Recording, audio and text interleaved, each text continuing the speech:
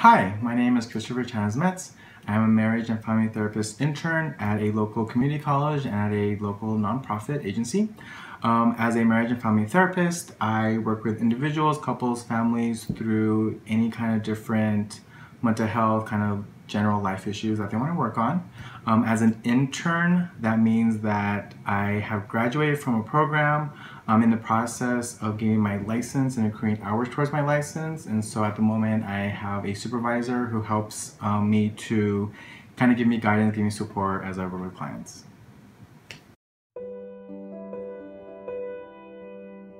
We share the building with the medical side, and so we get to really work with the nurses, work with the doctors, and really collaborate on, again, supporting students through things that need support through. A lot of students will come in to get a medical checkup, and that brings up something that's more emotional. So we come in, something that starts off as being a counseling visit can be like concerned with like a medical thing, and so then we bring a nurse in to talk, and so it's really nice that we get to kind of collaborate and kind of work on things together. On top of that, I also run a gay men's group. The queer community and gay men especially are a big passion, something that's really close to my heart because I identify as gay, and so it was really important for me that I could give back to the community in this kind of way. So I think a common misconception that I often see clients come in with is that idea that therapy is very cut and dry, that it is structured, that once we have a diagnosis down, that we just follow these steps and they're going to be better. The reality of the situation, or the reality of therapy, is that it's a lot more free-flowing and free-forming, that it's really flexible, that there is no structure, that therapy goes as it goes. No therapy session is the same, no two clients are the same, no two problems are the same, and so everything has to be navigated so uniquely with all those different nuances in mind.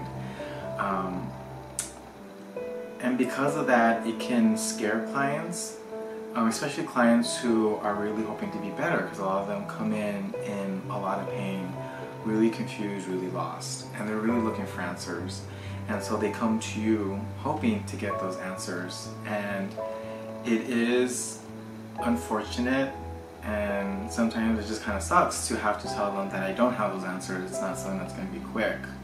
What I can offer to them though is that I can walk with them on this journey, that we can navigate their problems, their issues together, to get an idea of that history and to build a new present and a new future for them. Something that's going to work for them, something that's going to work uniquely for them. It does take time, and I do have to tell clients that there's going to be some patience that's going to be involved, that some things are going to get worse before it gets better. But if you can hang on to the journey and enjoy it as much as you can for what it is, then you will come out, both of us will come out on the other side much better for it. So when I think about the future of the field, I really think of where the field is now. And the field has definitely improved in the last 20-30 years. I think that further back there was definitely a lot more of a stigma of mental health, of going to therapy, of seeing a therapist.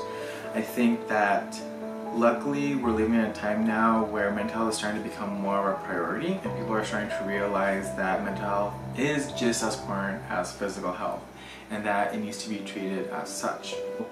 I think that the future trend, if things kind of continue as it is that more and more people are going to start to regularly see counselors and therapists to maintain their mental health, similar to how people go to a doctor regularly to check up on their physical health, which is great. It's fantastic. That means that more people are going to be open to therapy, are going to be more open to getting help when they need it, and especially doing it not until they need help, but beforehand. Like as soon as something starts, they're going in proactively to start working on things before things get worse. Because I think right now it's kind of like therapy is a last resort. after they've tried a bunch of things, after it's gone like really bad, they're gonna go see a therapist. I think it'd be great if we started seeing a therapist when things first started becoming a problem.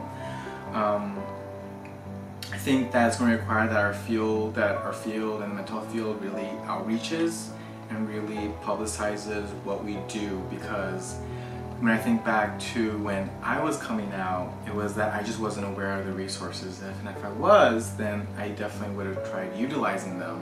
I think that right now it's part of our responsibility as therapists is to market the field, to publicize it, to let people know that we are here to help, that there's nothing wrong with going to therapy, that's normal, and that's something that people should more readily think about utilizing in the future.